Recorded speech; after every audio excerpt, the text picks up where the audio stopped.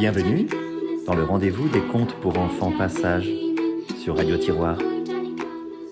Hier, nous avons raconté l'histoire des fleurs de la petite Ida. Elle a couché les fleurs qui commençaient à faner dans le petit lit de sa poupée Sophie, en espérant que ce que lui avait dit l'étudiant pourrait les guérir. Toute la soirée, la petite Ida ne put s'empêcher de penser à ce que l'étudiant lui avait raconté, et quand vint l'heure d'aller elle-même au lit, elle courut d'abord derrière les rideaux des fenêtres dans l'embrasure desquelles se trouvaient sur une planche les ravissantes fleurs de sa mère, des jacinthes et des tulipes, et elle murmura tout bas « Je sais bien que vous devez aller au bal. » Les fleurs firent semblant de ne rien entendre. La petite Ida savait pourtant ce qu'elle savait. Lorsqu'elle fut dans son lit, elle resta longtemps à penser. Comme ce serait plaisant de voir danser ces jolies fleurs là-bas, dans le château du roi. Est-ce que vraiment mes fleurs y sont allées ? Là-dessus, elle s'endormit. Elle se réveilla au milieu de la nuit. Elle avait rêvé de fleurs et de l'étudiant que le conseiller grondait et accusait de lui mettre des idées stupides et folles dans la tête. Le silence était complet dans la chambre d'Ida. La veilleuse brûlait sur la table. Son père et sa mère dormaient. « Mes fleurs sont-elles encore couchées dans le lit de Sophie ?» se dit-elle. Elle se souleva un peu et jeta un coup d'œil vers la porte entrebâillée. Elle tendit l'oreille et il lui sembla entendre que l'on jouait du piano dans la pièce à côté, mais tout doucement. Jamais elle n'avait entendu une musique aussi délicate. « Oh, toutes les fleurs doivent danser maintenant !» se dit-elle. « Mon Dieu, que je voudrais les voir !» Mais elle n'osait se lever. « Oh, si seulement elle voulait entrer ici !» se dit-elle. Mais les fleurs ne venaient pas. Et la musique continuait à jouer, si légèrement. À la fin, elle n'y tint plus. C'était trop délicieux. Elle se glissa hors de son lit, alla tout doucement jusqu'à la porte jeter un coup d'œil. Il n'y avait pas du tout de veilleuse dans cette pièce, mais il y faisait tout à fait clair. La lune brillait à travers la fenêtre et éclairait juste le milieu du parquet. Toutes les jacinthes et les tulipes se tenaient debout en deux rangs. Il n'y en avait plus du tout dans l'embrasure de la fenêtre, où ne restaient que les pots vides. Sur le parquet, les fleurs dansaient gracieusement. Un grand lys rouge était assis au piano. Ida était sûre de l'avoir vu cet été, car elle se rappelait que l'étudiant avait dit « Oui, comme il ressemble à Mademoiselle Line ». Et tout le monde s'était moqué de lui. Maintenant, la petite Ida trouvait que la longue fleur ressemblait vraiment à cette demoiselle, et elle jouait tout à fait de la même façon qu'elle. Puis, elle vit un grand crocus blanc sauter juste au milieu de la table où se trouvaient les jouets. Il alla droit vers le lit des poupées, et on tira les rideaux. Les fleurs malades y étaient couchées, mais elles se levèrent immédiatement et firent signe aux autres, en bas, qu'elles aussi voulaient danser. Ida eut l'impression que quelque chose était tombé de la table. Elle regarda de ce côté, elle vit que c'était un martinet, un fouet, la verge de la mi-carême qui avait sauté par terre. Ne croyait-elle pas être aussi une fleur ? Il était très joli après tout, ce martinet. À son sommet était une petite poupée de cire qui avait sur la tête un large chapeau. La verge de la mi-carême sauta sur ses trois jambes de bois rouge en plein milieu des fleurs. Elle se mit à taper très fort des pieds, car elle dansait la mazurka, et cette danse-là, les autres fleurs ne la connaissaient pas. Tout à coup, la poupée de cire du petit fouet de la mi-carême devint grande et longue. Elle tourbillonna autour des feuilles de papier et elle cria très haut.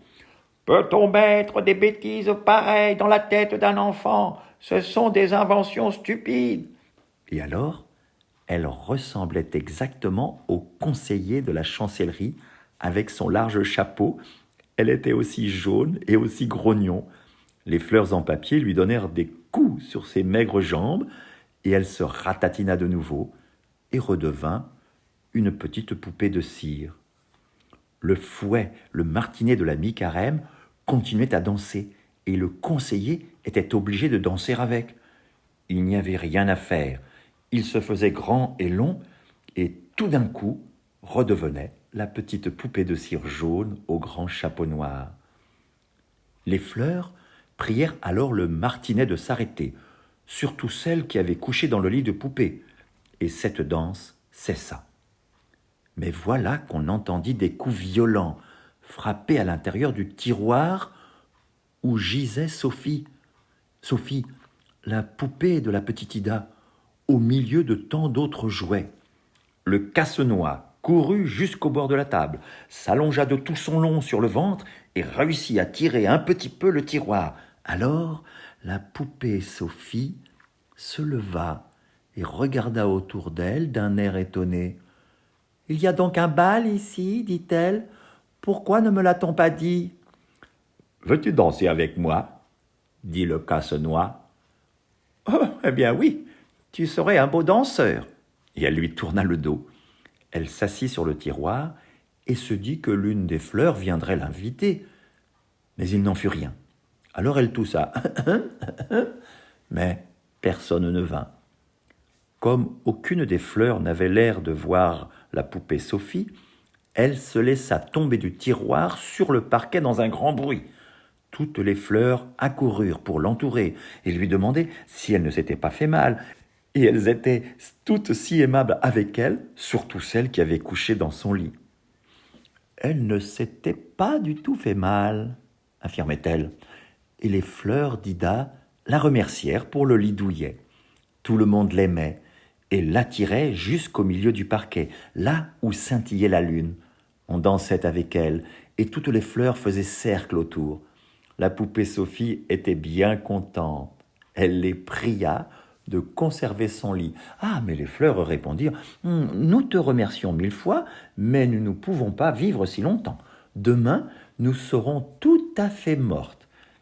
Mais tu diras à la petite Ida qu'elle nous enterre dans le jardin, près de la tombe de son canari. Alors, nous refleurirons l'été prochain et nous serons encore plus belles. »« Oh non, non, ne mourrez pas, dit la poupée Sophie en embrassant les fleurs. » Au même instant, la porte de la salle s'ouvrit et une foule de jolies fleurs entrèrent en dansant. Ida ne comprenait pas d'où elles pouvaient venir. Ah, c'étaient sûrement toutes les fleurs du château du roi. En tête s'avançaient de roses magnifiques, portant de petites couronnes d'or. C'était un roi et une reine. Puis venaient les plus ravissantes giroflées et des œillets qui saluaient de tous côtés. Ils étaient accompagnés de musique, des coquelicots et des pivoines soufflaient dans des cosses de pois à en être cramoisis. Les campanules bleues et les petites nivéoles blanches sonnaient comme si elles avaient eu des clochettes. Venaient ensuite quantité d'autres fleurs. Elles dansaient toutes ensemble, les violettes bleues et les pâquerettes rouges, les marguerites et les muguets, et toutes s'embrassaient. Oh, c'était ravissant à voir. À la fin, les fleurs se souhaitèrent bonne nuit. La petite Ida se glissa aussi dans son lit, et elle rêva de tout ce qu'elle avait vu. Quand elle se leva le lendemain matin, elle courut aussitôt à la table pour voir si les fleurs étaient encore là, et elle tira les rideaux du petit lit. Oui, elles y étaient, mais tout était fané, beaucoup plus que la veille. La petite Sophie, la poupée, était couchée dans le tiroir. Elle avait l'air d'avoir très sommeil. « Te rappelles-tu ce que tu devais me dire ?» demanda Ida. La poupée Sophie avait l'air stupide, et elle ne répondit pas un mot. « Tu n'es pas gentille, » dit Ida. « Et pourtant, je le sais, elles ont toutes dansé avec toi. » Ida prit une petite boîte en papier sur laquelle étaient dessinés de jolis oiseaux. Elle l'ouvrit et y déposa les fleurs mortes. « Ce sera votre cercueil, dit-elle. Et quand mes cousins norvégiens viendront, ils assisteront à votre enterrement dans le jardin afin que l'été prochain, vous repoussiez encore plus belle. » Les cousins norvégiens étaient 2 garçons, pleins de santé. L'un s'appelait Jonas et l'autre Adolphe. Leur père leur avait fait cadeau de 2 arcs et les avait apportés pour les montrer à Ida. Ida leur raconta l'histoire des pauvres fleurs qui étaient mortes et ils durent les enterrer.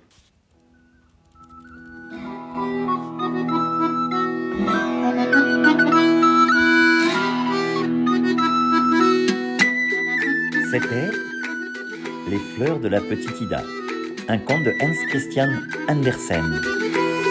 À demain pour une nouvelle histoire.